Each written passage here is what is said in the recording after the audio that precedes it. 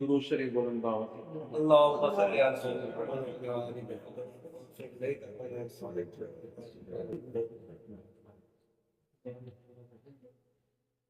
टे माण्हू अहिड़ा आहिनि मरण खां बाद बि उन जो अमल जारी आहे।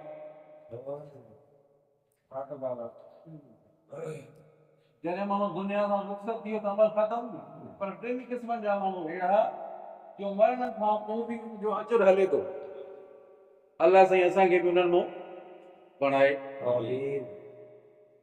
हिकिड़ो उहो माण्हू जे सदक़े जारिया कयो, मस्जिद पई ठहे उन में हिसो ॾिनई, बोरिंग जी ज़रूरत हुई काथे बोरिंग कराए ॾिनई त माण्हुनि खे पाणी मिले, पाणी जी तंगी आहे, सख़्तु गर्मी ही नाड़ी जो मैदान हो, उते का बैठक ठारायईं, मुसाफ़िरनि खे का तकलीफ़ न थिए हुननि जे लाइ साए जो इंतज़ाम कयईं। सम्झासीं? बहरहाल कहिड़े तरीक़े सां बि सदको कयईं, पाण त हलियो वियो पर अजर हुनखे मिलंदो रहंदो, पाण हलियो वियो अजर मिलंदो रहंदो। ॿियो इल्मी सिलसिलो क़ाइमु कयईं, उस्ताद हुयो शागिर्दनि खे पढ़ाए, उस्ताद हलियो वियो शागिर्द आहिनि, शागिर्द पढ़नि था उनखे अजर मिले थो। हिकिड़ो शागिर्द वियो वरी ॿियो शागिर्द आयो, सम्झा, उन ॿिए खे पढ़ायो, उन टे खे पढ़ायो, अजर चवंदा अजर मिलंदो रहंदो, सवाब हलंदो रहंदो। टियों औलाद सालिह आहे, पाण त हलियो वियो पर औलाद सालिह हुयसि, पोटा हुयसि, धीअ हुयूं, पढ़ियल लिखियल हुया। सम्झासीं? अॼु त अलाह रहम करे, सम्झासीं, पीउ फोत थी वियो त पुटनि खे दुआ बि नथी अचे, त यार मूंखे छा दुआ पढ़णी आहे। सम्झासीं? इहो बि न आहे त कम अज़ कम दुआ त पढ़ूं पीउ जे लाइ, अम्मा जे लाइ दुआ त पढ़ी सघूं। औलाद सालिह आहे, पाण मरी वियो, औलाद सालिह छॾे वियो, उनखे बि अजर मिलंदो। घणा माण्हू थिया? टे माण्हू यादि कजो थी थो।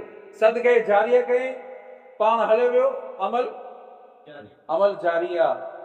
आलिम हुयो, ॿिए खे पढ़ायईं, उन टे खे पढ़ायो, उन चोथे खे पढ़ायो, क़यामत ताईं इहो सिलसिलो जारी आहे। अमल पाण हलियो वियो पर उनखे अजर मिलंदो रहंदो। सम्झासीं? वालिदैन हुया, औलाद खे पढ़ायो, सम्झासीं? पाण हलिया विया पर अजर मिलंदो रहंदो। गुज़श्ता दर्स में तव्हां इल्मी सिलसिलो टे मोहम्मद जेके हुया, यादि आहे? टिनि मोहम्मदनि जो वाक़ियो तव्हां ॿुधो। अॼु बि अहिड़ी हदीस अहिड़ो ई वाक़ियो आहे जेको इल्मी सिलसिलो आहे। सम्झासीं? अल्लामा समरकंदी रहमतुल्लाह अलैह वॾो इल्मी शख़्सियत हुई, उनजो किताब हुयो, उन इबादात ते किताब लिखियो, इबादात खां वठी मीरास ताईं किताब लिखे, वॾो इल्मी सिलसिलो क़ाइमु कयईं। हुन चयो त हिन जे, सम्झासीं, मुंहिंजी न्याणी आहे ऐं न्याणी हुनजी ख़ूबसूरत हुई, हसीन जमील, माण्हू रिश्ता ॾींदसि, हिन किताब जो जेको शरह लिखंदो उनखे मां पंहिंजी न्याणी ॾींदुमि। छा चए? हिन किताब ते जेको शरह लिखे, हिन जे हेठो शरह लिखे, उनखे पंहिंजी न्याणी ॾींदुमि। उहा न्याणी बि आलिमा, मुहद्दिसा, फ़क़ीह हुई। चओ न सुभान अल्लाह। अॼु बि अहिड़ा आहिनि। अलाह साईं कंहिंखे तौफ़ीक़ ॾे, पंहिंजी न्याणियूं जेके होशियार क़ाबिल आहिनि, हिनखे इल्मु पढ़ाए माण्हू, सम्झासीं? मदरसा में ॾिसो, वॾी आलिमा हुई, वॾी फाज़िला हुई, मुहद्दिसा हुई, फ़क़ीहा हुई, त मां न्याणी पंहिंजी उनखे ॾींदुमि जेको हिन किताब ते ॿियो किताब लिखे, इन जी मुनासिबत सां ॿियो किताब लिखे। कंहिं कयो? अल्लामा समरकंदी रहमतुल्लाह अलैह। अल्लाह जी कुदरत, अहिड़ा आलिम बि हुया। सम्झासीं? ॿिए हिकिड़े किताब लिखियो जंहिंजो नालो आहे अल्लामा कासानी रहमतुल्लाह अलैह। चओ अल्लामा कासानी रहमतुल्लाह। उन किताब लिखियो बदाए और सनाए, किताब जो नालो आहे। किताब जो ॾिठे त माशाअल्लाह ज़बरदस्त किताब आहे। सम्झासीं? पोइ हुनजो चयो त जेको हिन किताब जे मुआफ़िक़ किताब लिखंदो, शरह कंदो, मां उनखे पंहिंजी न्याणी ॾींदुमि। पोइ उनखे पंहिंजी न्याणी ॾेई छॾी। चवनि पाण उहो किताब वारो उहो बि आलिम, जंहिं लिखियो उहो बि, धीअ बि, जो धीअ बि आलिम आहे, फ़क़ीह आहे।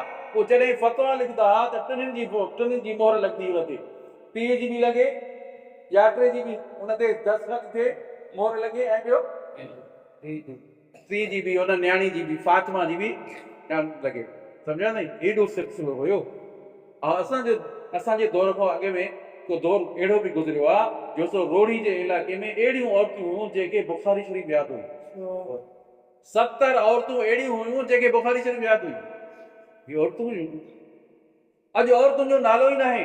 इमाम रबियतुल रा, सम्झो थी, ख़ुशि नसीबनि जो अज़ीज़ उहे वालिदैन, सम्झ, ख़ासि करे उहे माइरियूं, उहे भाइर जेके पंहिंजनि बच्चनि खे क़ुरान जी तालीम था कनि, जिन पंहिंजनि बच्चनि खे आलिम बणाइनि था, हाफ़िज़ बणाइनि था, आलिमा बणाइनि था। ख़ुशि नसीबनि उहे माण्हू।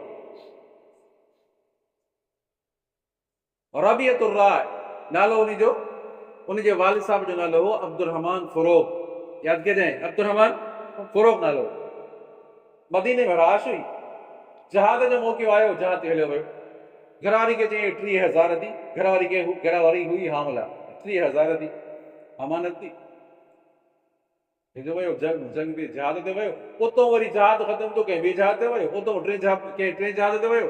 अल्लाह जी कुदरत इहा थी, या त जहाज कंदो रहियो, या त अहिड़ो सिलसिलो थियो जो कंहिं जहाज ते वियो, बादशाह उनखे बंदि कयो जेल में। 25 साल गुज़री चुका। घणा? 25 साल गुज़री चुका। 25 सालनि खां बाद आयो। चओ 25 सालनि खां बाद उहो आयो, पंहिंजे ॻोठ आयो। जॾहिं उते पहुतो मदीना मुनव्वरा जे इलाइक़े में, मदीना मुनव्वरा में मस्जिद नबी कुझु फ़ासिले सां हुई। उते पहुतो त ॾिठे त मुंहिंजो घर आहे, मुंहिंजे घर मां हिकिड़ो नौजवान निकितो। नौजवान पूछी कर, तूं में तूं केरु? मुंहिंजे घर मां निकितो, तूं केरु? मुंहिंजो घर आहे।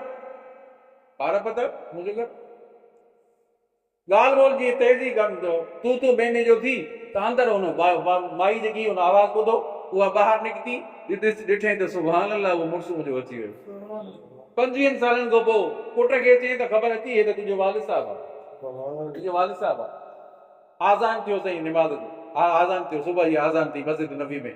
मस्जिद नबी में निमाज़ न, जॾहिं निमाज़ थी, निमाज़ खां फारिग़ थियण खां अॼु बि दर्स थींदो आहे। जेके साथी विया आहिनि मदीना मुनव्वरा में, दर्स थींदो आहे। असर खां पोइ, फजर खां पोइ दर्स थींदो आहे।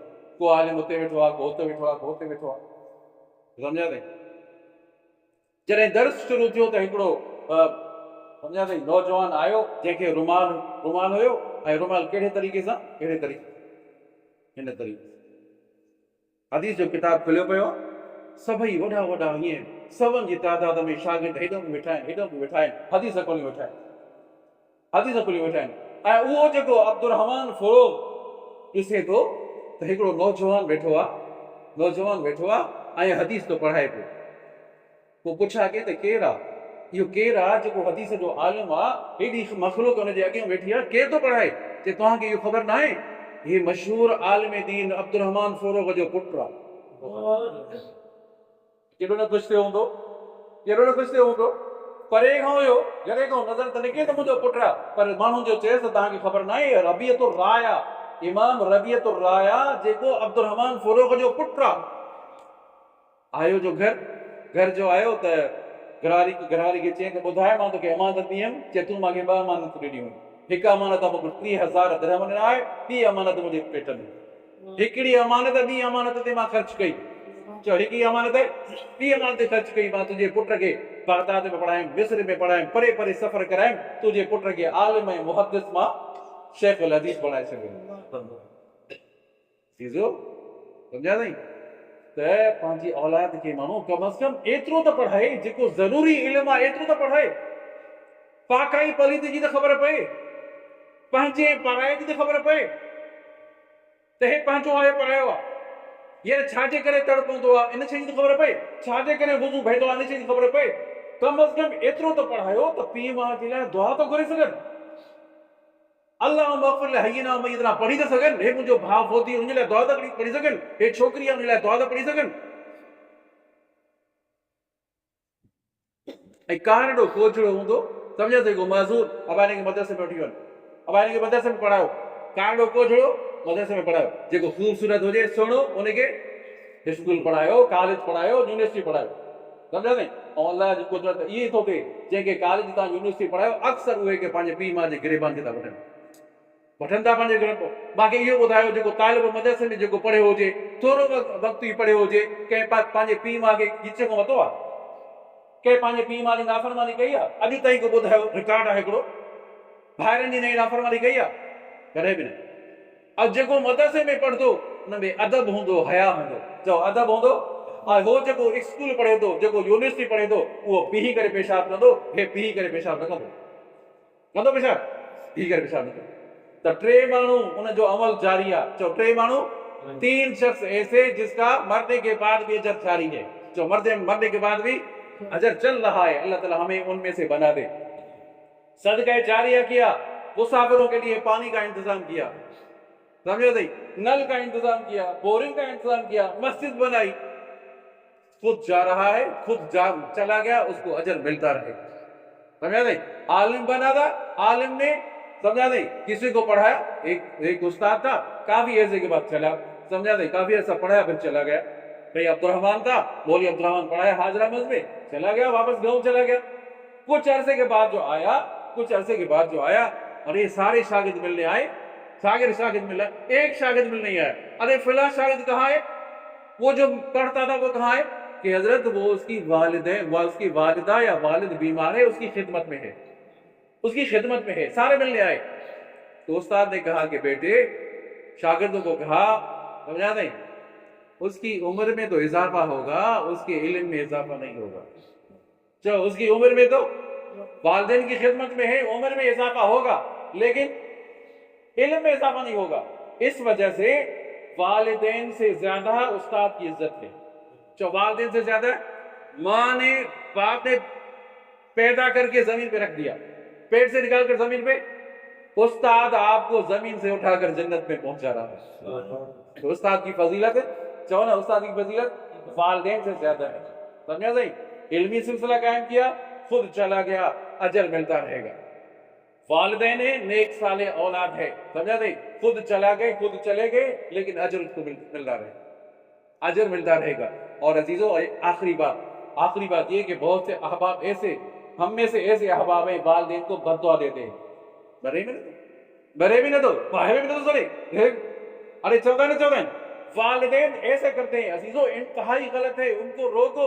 जो वालिदैन अपने औलाद को बद्दुआ देते हैं, हो सकता है ऐसा लफ्ज निकल जाए जो कबूलियत क्या हो, वो अल्लाह के यहाँ कबूल हो जाए, वो किसी मुसीबत में मुब्तला हो जाए। ऐसा न करे। किसी दुश्मन के लिए भी ऐसा लफ्ज कहना मना है, जायज नहीं है। अगर समझे, अच्छा लफ्ज जुबान से निकले, नेक ऐसा जुमला निकले, अल्लाह करे तू नेक सालेह बनेगा, अल्लाह करे नमाजी बनेगा, हाफिज और कारी बनेगा। समझा सी? वालिदैन की दुआ जन्नत की हवा। वालिदैन की दुआ फौरन कबूल हो जाती है। वालिदैन की दुआ कभी भी ऐसा न करना, कभी भी ऐसा गलती से भी न करना, औलाद के लिए बद्दुआ न करना, कभी भी ऐसा न करना। और इंशाअल्लाह ऐसा करेंगे, औलाद के लिए दुआ दे दो, या अल्लाह इसको नेक साले कर दे। कैसा भी हो, कैसा भी गुनाहगार है, फांसी के आपसे दूर है, वालिदैन से दूर है, उनके लिए दुआ करो। अल्लाह तबारक व तआला आपकी दुआ की वजह से एक दिन सीधे रास्ते पे जरूर आएगा। दुआ करते हैं अल्लाह ताला हम सबको।